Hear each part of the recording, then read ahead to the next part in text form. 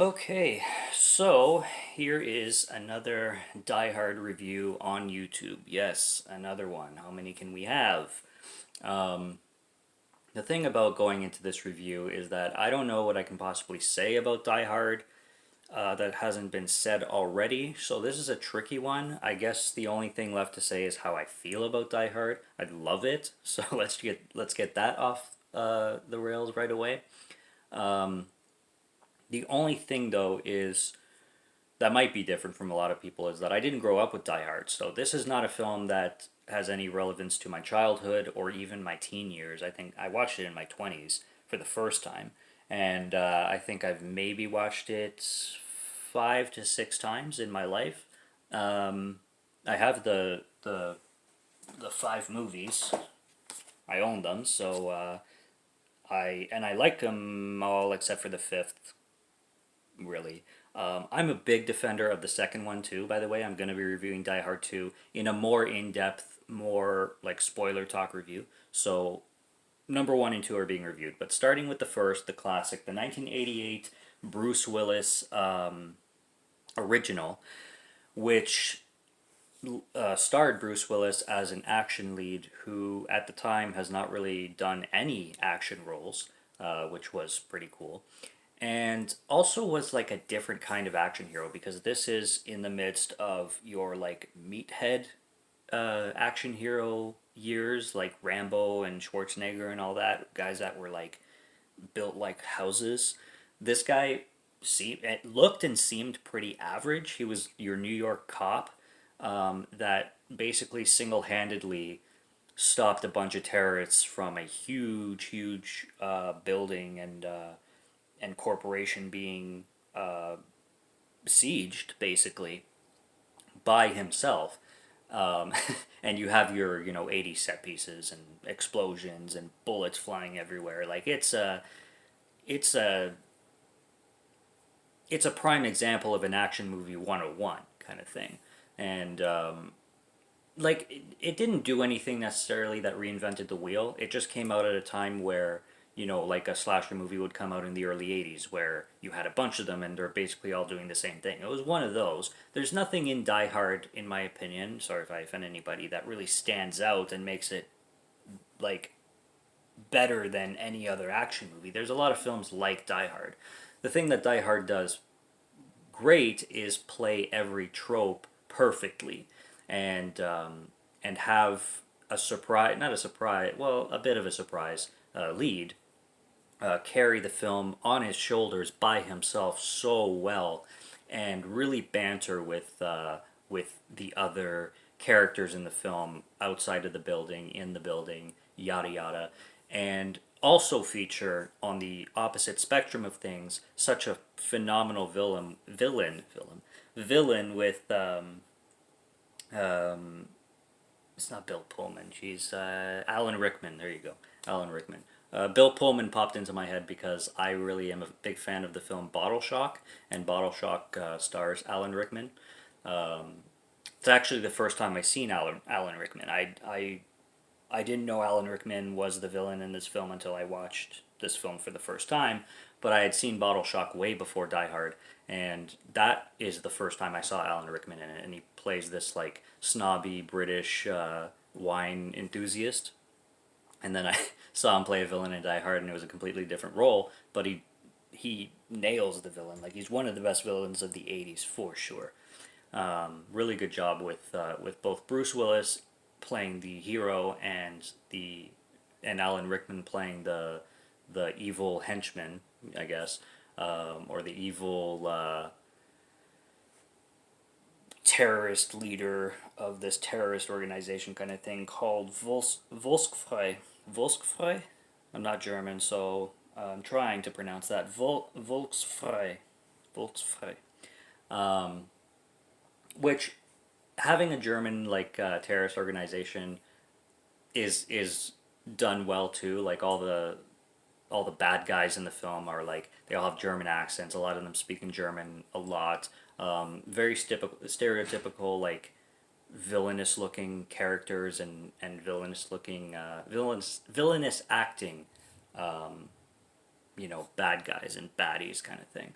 This film is drenched in the time it came out, and it's drenched in the I don't know, every scene is just enriched with like 80s action movie. It's hard to explain. It's you have to see it to know what I'm talking about unless you've seen it. I'm guessing you have. I mean, Die Hard's a classic, and I don't think anybody's going to be clicking on this review unless they've seen Die Hard, I think. But if not, go check it out. I'm going to be spoiling quite a bit in this review. But that's my thoughts on Die Hard. Like I said, I didn't grow up with it, so I don't have the nostalgia that a lot of people would. I grew up in a household where R-rated movies were kind of forbidden. My parents, until I was like literally over 12, didn't allow me to watch anything, and even then, they monitored the shit that I watched at home. At home, especially, it was just I was never introduced to so many films as a kid because anything with swearing in it, or sex, or whatnot, was just like a big no no. So there's a lot of films that I only experienced as an adult, but or as a young adult, teenager, whatever, or when I could. um, so yeah, when I watched it though, I definitely loved it. It gets better every watch. My last watch was yesterday or the day before, and it was the best experience I had with Die Hard.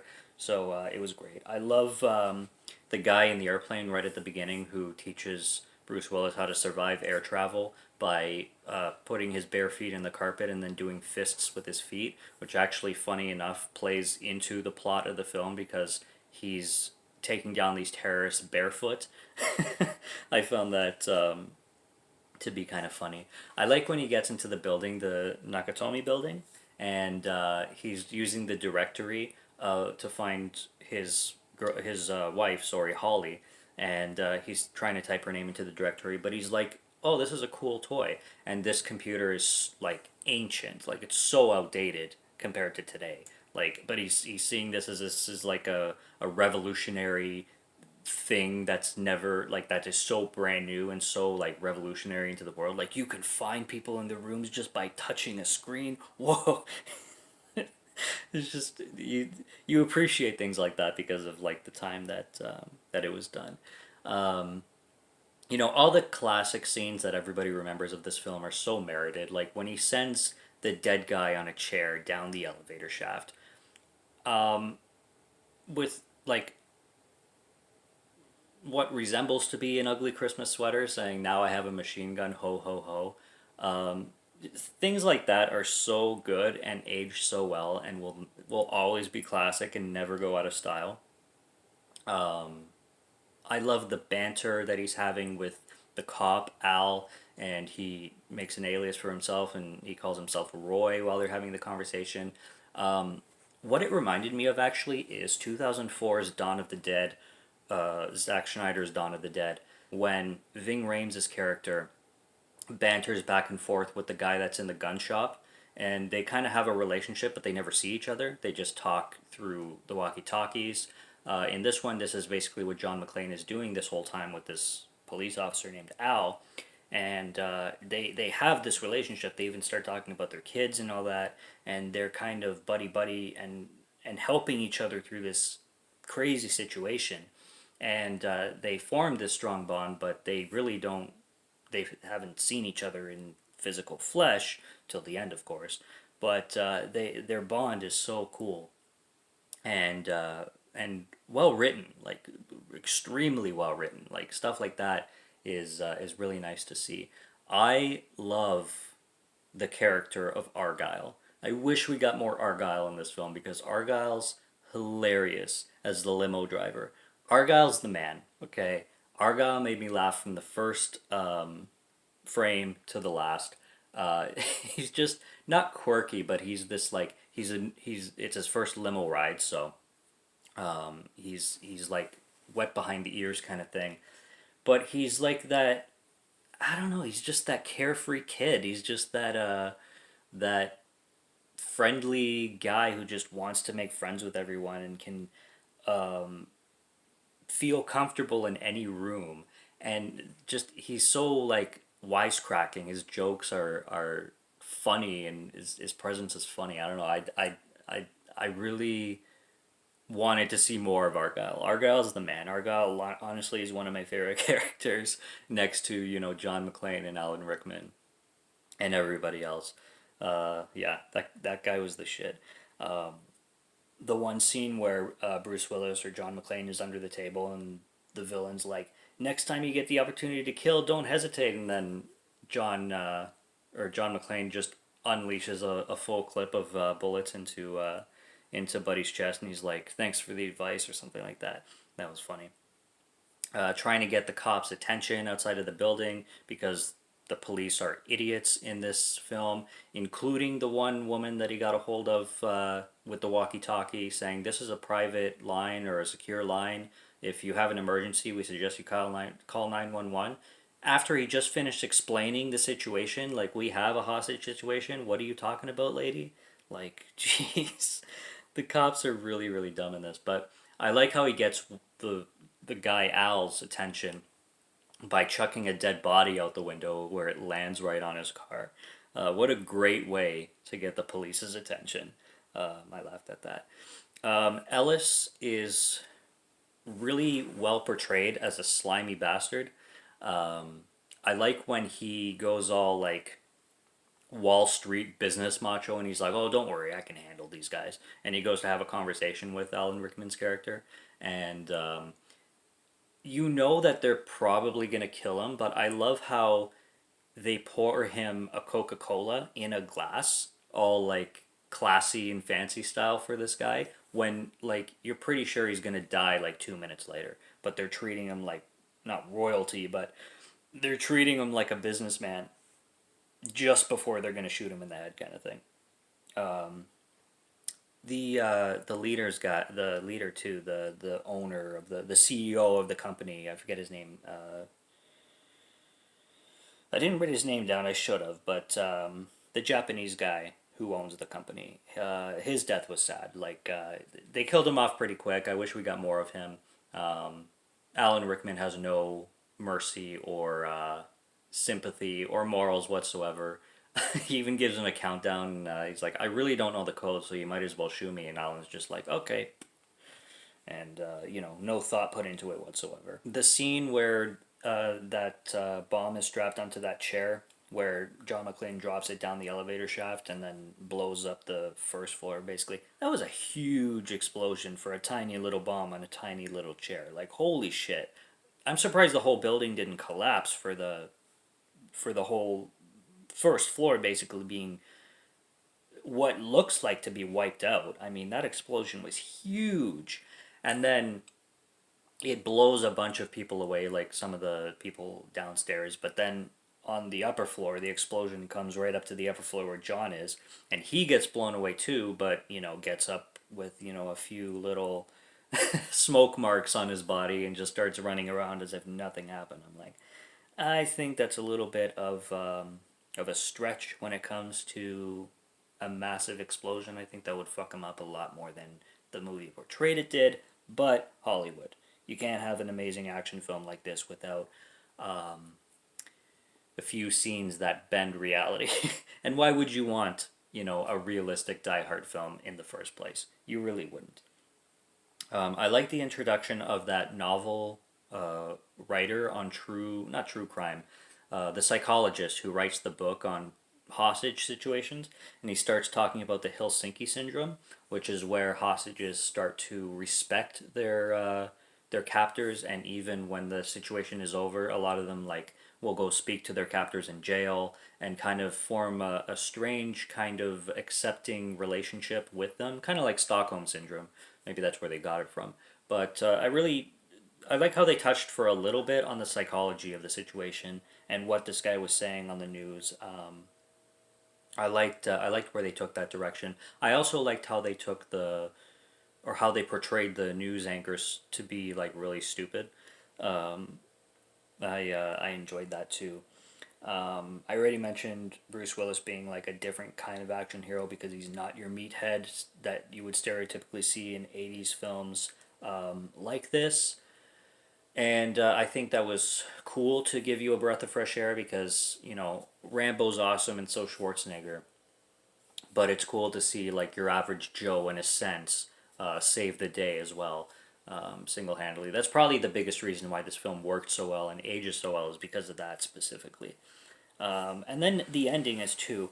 Ironically, they play the Christmas song Let It Snow," which is a perfect choice. The only thing is that it's not snowing in the last scene, which the irony is really real on that. But yeah, it's a clear night, nothing, no snow falling at all, and they're playing "Let It Snow."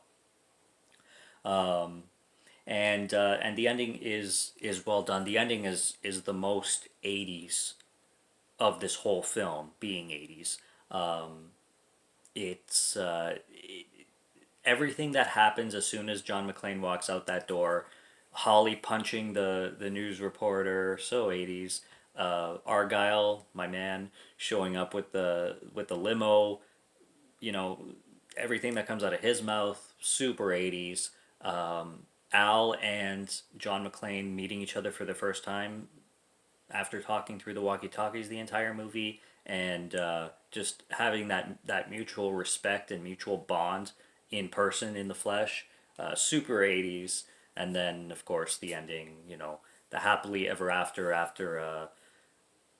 an action movie, horrendous, crazy spectacle going off into the night, with the love interest on his arm as the huge action hero, and you know who's getting laid that night. Uh, super '80s. So nothing I can take away from Die Hard, other than, we're not taking it away, but other than, the only thing that I can mention is that I do wish that I had more of a earlier experience with this film, because it would be something that I would dive way into more, and that I would watch a lot more if I had experienced it earlier. But better late than never, right? There's it's always better late than never. Lots of films I've checked out later and still appreciated the hell out of, and this is one of them. And like I said, a Die Hard 2 review is coming, because there's a lot of things about Die Hard 2 that I actually prefer over Die Hard. Not that I think it's a better film, but they're pretty much on par, I'm not gonna lie. Die Hard wins pretty much only because it's more like original and unique in its plot, like it had never been done before. Die Hard 2 is taking that and just doing, changing around the plot kind of thing, but it already, Die Hard 2 already had something to build off of. Die Hard 1 had nothing to build off of.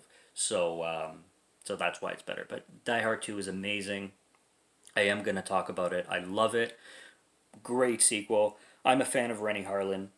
Rennie Harlin is a good director in my opinion, and it's good. So I can't wait to talk about that one as well. It'll be coming. Stay tuned for that. And that's Die Hard in a nutshell.